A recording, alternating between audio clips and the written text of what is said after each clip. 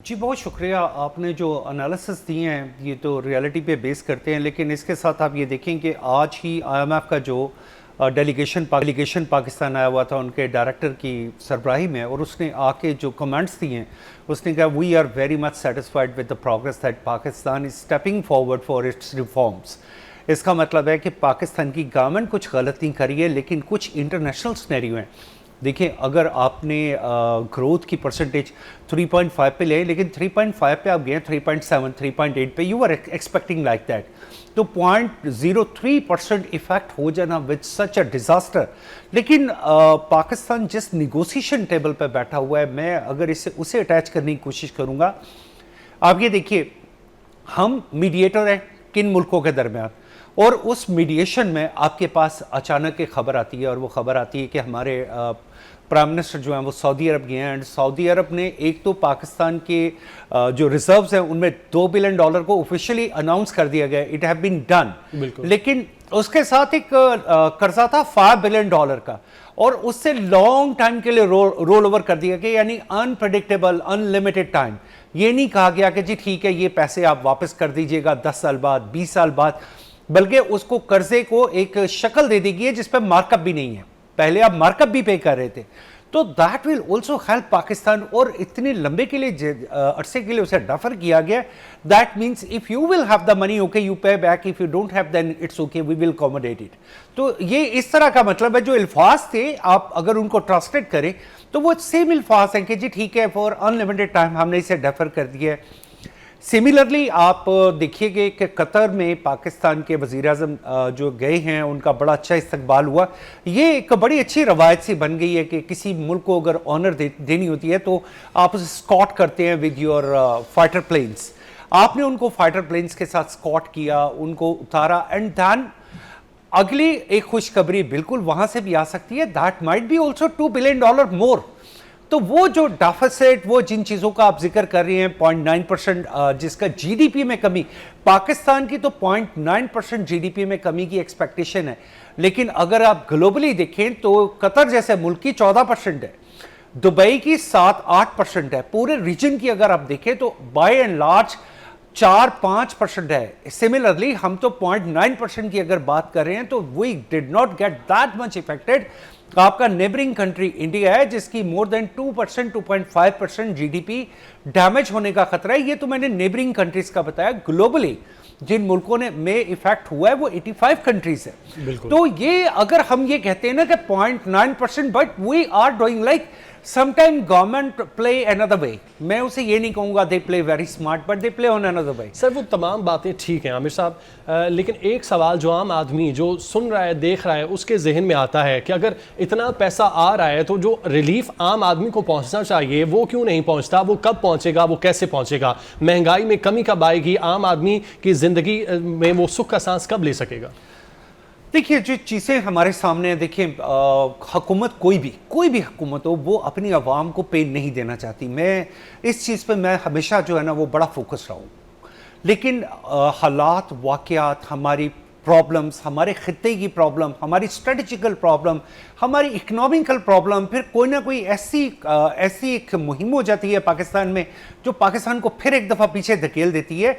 तो क्या 1979 1978 में भी एक मुहिम हुई थी जिसने पाकिस्तान को बहुत पीछे धकेल दिया था in term of Afghan war, जिसे आज भुगतते हुए आपको 50 साल गुजर चुके हैं। आपने $100 ऑफ बिलियन सिर्फ उस आग में झोंक दी है। आज अगर ये ममालिक पाकिस्तान के साथ खड़े हैं तो उस वक्त जिस जंग को आपने ईमान और कुफर की जंग कह दिया था, वो तमाम अरब से भी लोग रिक्रूट होके आ रहे थे वाया पाकिस्तान से भी रिक्रूट हो रहे थे, वो सब जब पहुंच रहे थे तो वो उसका इम्पैक्ट, वो 50 साल का इम्पैक्ट मौजूद है।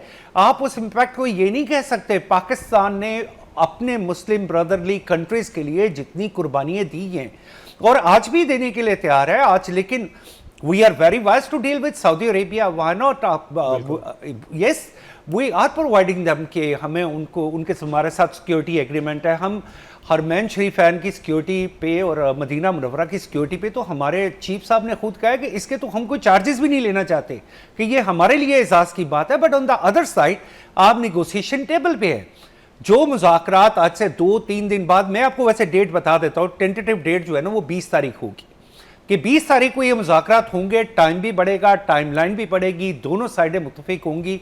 उसके बाद अगर आप इसी निगोसिएशन टेबल पर बैठ के कायल कर लेते हैं अमेरिका को कि आप ईरान के साथ, अब ईरान ने जो कंडीशंस देनी है, ईरान ने खाली आपने भी जिक्र किया कि एक अपना हुर्मुज़ को खोल देना या उस पर टैक्स लगा देना, ये ईरान की कमी पूरा नहीं करेगी। बिल्कुल ईरान की कमी पूरा करेगी उसका जो $80 बिलियन की ऑयल एक्सपोर्ट है, अगर उसको लीगलाइज कर दिया जाए, अगर उसे परमिशन दे दी जाए, वो 80 से $100 बिलियन भी जा सकती है पर ईयर, जिसका मतलब ये है कि कितना बड़ा एक बजट सपोर्ट मिल जाएगी उन्हें पूरी दुनिया से कि वो उनको डॉलर्स भी मिलेंगे, उनको रुपए भी मिलेंगे, पाउंड भी मिलेंगे, यूरो भी मिलेंगे, whatever the currency they want to accept. और अगर तिजारत तो ओपन होती है बॉर्डर के जरिए तो पाकिस्तान को भी बहुत ज्यादा फायदा हो सकता है। ये आप जो बात कह रहे हैं कि अगर पाकिस्तान के साथ इनकी, और उसकी वजह ये है सर कि वो प्राइसेस लॉक्ड है, वो प्राइसेस 2009-2010 के पोजीशन पे लॉक्ड है। अगर उन्हीं लॉक्ड पोजीशंस पे आपको गैस और पेट्रोल मिल जाता है तो आप ये सोचिए कि पाकिस्तान के एनर्जी क्राइसिस, पाकिस्तान का ये जो इन्फ्लेशन जो आप अभी 8.5% बता रहे हैं, चले मैं आपकी बात मान भी लेता हूं, लेकिन मेरा ख्याल है कि 8.5% से ज्यादा है। पॉलिसी रेट बढ़ने के बहुत ज्यादा चांसेस हैं, पूरी दुनिया में भी बढ़ रहा है। पॉलिसी रेट अगर बढ़ा तो इंडस्ट्री पे बहुत बड़ा इफेक्ट आएगा। बीइंग अ बिजनेसमैन और as a custodian with chamber of commerce, मैं इन चीज़ों को रोज़ाना ऑब्जर्व करता हूँ। तो आई फील हाँ, एक बड़ा इमीडिएट इम्पैक्ट आना शुरू हो जाएगा अगर आपकी कतर के साथ भी डील हो जाती है और यूएई की वो पेमेंट जिसे तुर्क मीडिया ये कह रहा है कि वो पाकिस्तान में पहले ही पहुंच चुकी है और वाया पहुंच चुकी है, यानी स्टेट बैंक के बगैर अगर वो वैसे ही पहुंच चुकी है तो ये एन मुमकिन है कि डॉलर पे प्रेशर आए, रुपया अप्रिशिएट कर जाए, और रुपया अगर अप्रिशिएट कर गया तो आपके ये जितने टारगेट्स हैं, आपका पेट्रोल सस्ता होने के चांसेस हैं, आपकी इलेक्ट्रिसिटी सस्ती होने के चांसेस हैं। हाँ, थोड़ा सा प्रेशर आएगा एक्सपोर्टर्स की तरफ से, लेकिन एक्सपोर्टर्स की तरफ से भी कुछ थोड़ा सा कंप्रोमाइज किया जा सकता है। अभी जो करंट सिचुएशन है पाकिस्तान की, जो सनती शोबा है वो सबसे ज़्यादा मुतासिर नज़र आता है। जाहिर सी बात है तवानाई की कीमतों में इजाफा होगा तो सनती भी मुतासिर होंगी, और फिर ऊपर से जिस तरह लोड शेडिंग हो रही है, आप क्या मशवरा हुकूमत को देंगे? क्या समझते हैं हुकूमत सनती शोबे को किस तरह अभी की सिचुएशन के हिसाब से रिलीफ दे सकती है?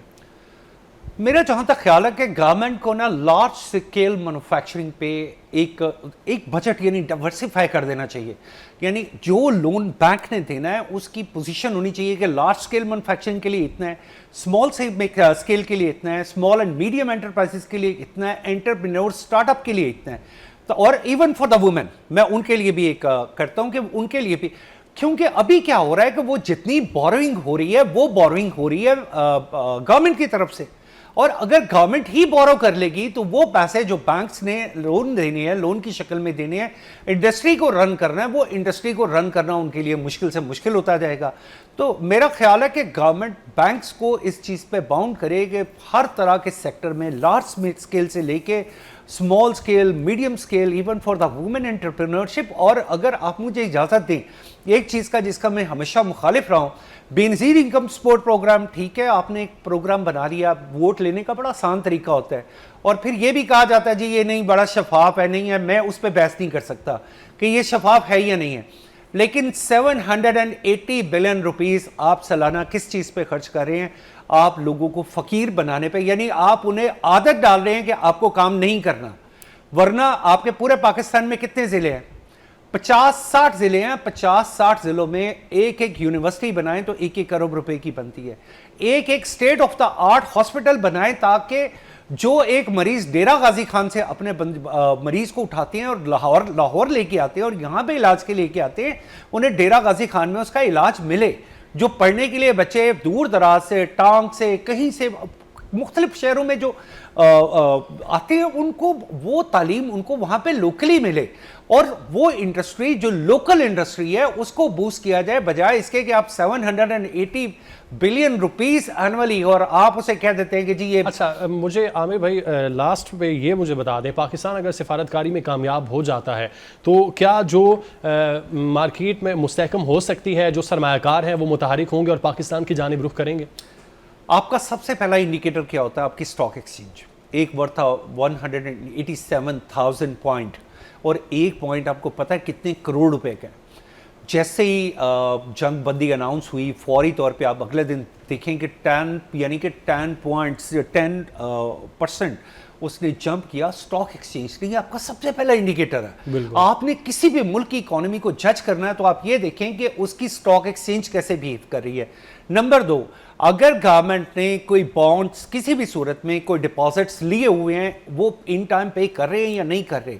मेरा जहाँ तक ख्याल है कि even in 2023 December, I remember कि जब यूरो बॉन्ड्स की पेमेंट की गई थी तो तब पाकिस्तान के पास 4-5 अरब डॉलर थे, 6 अरब डॉलर थे, और ये सोचा जा रहा था कि Pakistan is close to be bankrupt, लेकिन ऐसा नहीं हुआ। Pakistan paid it. Even today 1.3 billion dollar की यूरो की पेमेंट जो करने वाली है यूरो बॉन्ड्स की, and Pakistan is ready for that. ये कहते हैं। इसमें सबसे अहम बात ये देखें, पाकिस्तान के रिजर्व्स डेली कहीं ना कहीं से इंक्रीज हो रहे हैं। ये एक वाहिद इंडिकेटर है जो आपको ये बताएगा। अदरवाइज एक वो भी आपने टाइम देखा था कि जब रोज पता चलता था कितने लाख कितने करोड़ डॉलर हमारे रिजर्व से जो है वो ड्रेन हो गए हैं। तो आपने इंडिकेटर्स को देखना है कि इंडिकेटर मेरे नजदीक सबसे पहला इंडिकेटर होता है स्टॉक एक्सचेंज। दूसरा इंडिकेटर होता है कि is that your currency stable, is that you are paying in time, is that your foreign reserves are increasing day by day। और गवर्नमेंट का टारगेट है कि हमने 2026 जून तक अपने टारगेट्स को, वैसे तो गवर्नमेंट का टारगेट है कि स्टेट बैंक में 20 अरब डॉलर से ज़्यादा होंगे और टोटली इनके पास 28-30 अरब डॉलर हो।